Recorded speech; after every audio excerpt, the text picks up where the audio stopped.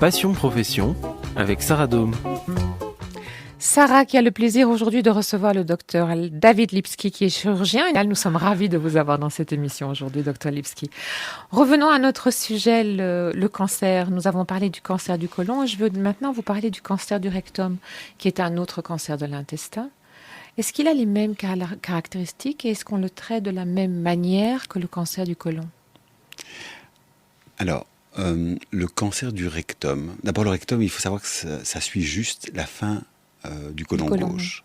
Donc, c'est le même tube à quelques centimètres d'intervalle. Malgré ça, il y a en effet une différence thérapeutique. C'est qu'on applique au cancer du rectum la radiothérapie, ce qui n'est pas le cas pour le côlon. Donc, on a une arme supplémentaire. Pour quelle raison ? C'est qu'en fait, le rectum se situe suffisamment à distance de l'autre intestin qui s'appelle l'intestin grêle, et donc il peut supporter les avantages de la radiothérapie sans émettre trop d'effets secondaires sur l'intestin grêle, ce qui n'est pas le cas du côlon.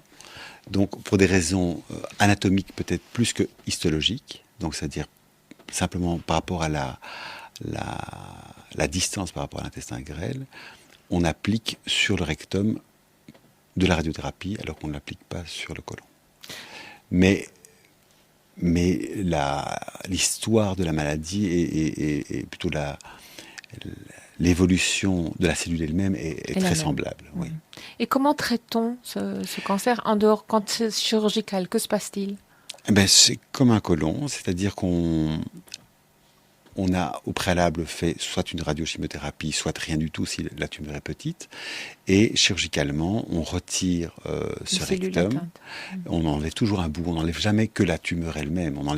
On garde toujours une marge de sécurité en dessous et au-dessus de la lésion.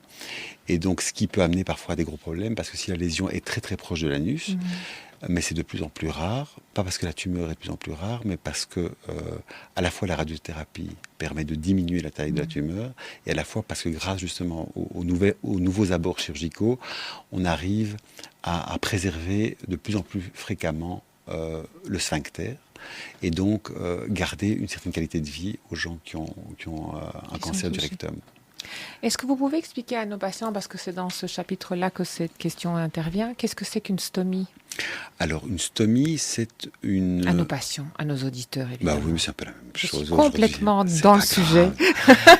Donc, ce qui se passe, c'est que soit dans des cas d'urgence, soit dans des cas où la tumeur, justement, est excessivement basse dans le rectum, on a parfois la nécessité, pour évacuer les selles du côlon, de faire un anus artificiel, donc aboucher le côlon à la peau. Et donc, de façon permanente ou temporaire, dévier le trajet des selles.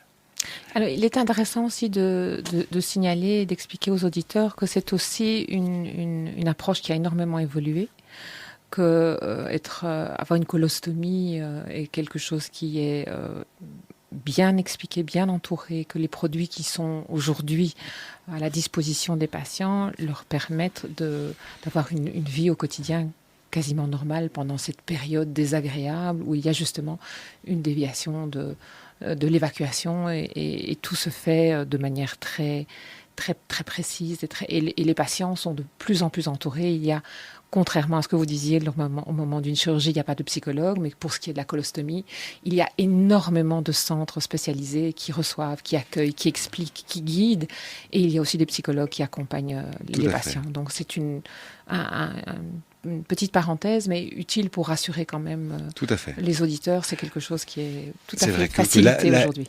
Cette modification du schéma corporel peut en effet engendrer des doutes, des inquiétudes, et tout est fait pour que ce soit le plus acceptable possible.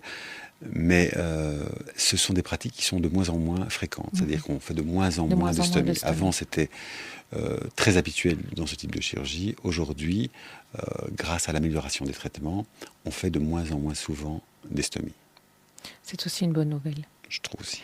Est-ce que vous pouvez nous expliquer ce que c'est qu'une péritonite ? On entend parfois les gens disant « Oh, j'ai une péritonite Ouais. ». Qu'est-ce que c'est qu'une péritonite ? Eh bien, une péritonite, it, ça veut dire infection ou inflammation, et péritone, c'est péritoine. Ce qui veut dire qu'en fait, dans l'abdomen, il y a une infection.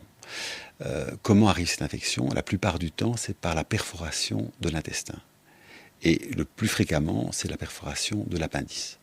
Donc, quand on a une appendicite qui est perforée, c'est-à-dire que la dilatation de l'appendice est tellement importante qu'elle s'ouvre dans la cavité abdominale et infecte toute la cavité abdominale qui est théoriquement stérile. C'est une des possibilités. Ça peut être lié à la perforation d'un estomac dans le cas d'un ulcère perforé. Ça peut être le cas dans un cancer qui est perforé aussi. Ça peut être le cas dans une diverticulite, c'est-à-dire au niveau du côlon gauche, il peut y avoir aussi certaines poches qui s'ouvrent dans cette cavité abdominale et qui entraînent cette infection. C'est une indication chirurgicale relativement urgente. Donc, dans des cas comme ceux-là, il n'est pas question de donner des médicaments et des antibiotiques.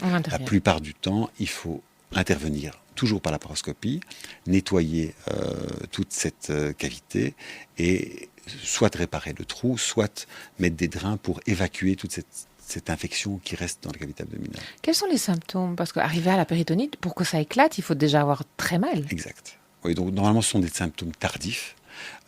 C'est tout ce qu'on appelle des symptômes septiques, c'est-à-dire de la fièvre, des grandes douleurs abdominales, un ballonnement.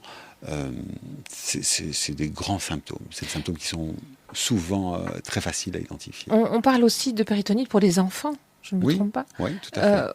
Qu'est-ce qui fait que... Bon, on peut comprendre dans le cas d'un ulcère à l'estomac, dans le cas d'un... Bon, il y a une évolution de la maladie, mais pour un enfant, pourquoi est-ce que tout à coup une appendice éclate ? Alors, le problème de l'enfant, c'est que souvent les petits-enfants, c'est qu'ils ne parlent pas, ou peu. Et que la douleur abdominale est un symptôme fréquent. Et donc, quand un enfant est mal au ventre, a priori, on ne s'inquiète pas parce que ça arrive souvent. Et donc parfois, malheureusement, les diagnostics sont tardifs, comme dans le cas de l'appendicite, par exemple. Et donc on peut avoir chez un enfant une péritonite liée à une appendicite parce que la douleur abdominale n'a pas été, je ne vais pas dire considérée, mais il est normal de ne pas s'alarmer chaque fois qu'un enfant a mal au ventre. Et donc, malheureusement, ce n'est que parfois tardivement qu'on fait le diagnostic. Est-ce que c'est une des raisons pour lesquelles, quand on appelle un médecin en disant « je suis inquiète, mon bébé a mal au ventre », enfin mon petit a mal au ventre, il demande de tâter le ventre pour voir si celui-ci est très dur. Si le ventre de l'enfant, l'abdomen est dur, c'est un des signes qui... Tout à fait, ça s'appelle le ventre de bois. C'est cela. Voilà. Et à ce moment-là, on emmène l'enfant à l'hôpital. Oui. On n'attend pas le médecin, on y va tout de suite. Okay. Est-ce qu'il y a différents types de chirurgie pour la péritonite ou c'est... Oui. Donc je repars avec ce gros schisme entre les chirurgiens, donc c'est-à-dire ceux qui font essentiellement la laparoscopie, dont je suis, et ceux qui font plutôt des laparotomies. Donc en fonction de l'environnement, en fonction du pays, en fonction de l'infrastructure, on va pouvoir faire de la laparoscopie, c'est-à-dire introduire des petites canules de diamètre qui vont de 3 mm pour les plus petits à 15 mm pour les plus grands, et introduire des instruments pour traiter, laver, sans ouvrir le ventre. Ça, c'est laparoscopie ou célioscopie, ce sont deux synonymes. Et puis la laparotomie, qui consiste à, comme dans l'ancien temps, ouvrir le ventre, permet d'accéder rapidement avec une infrastructure qui est souvent plus simple.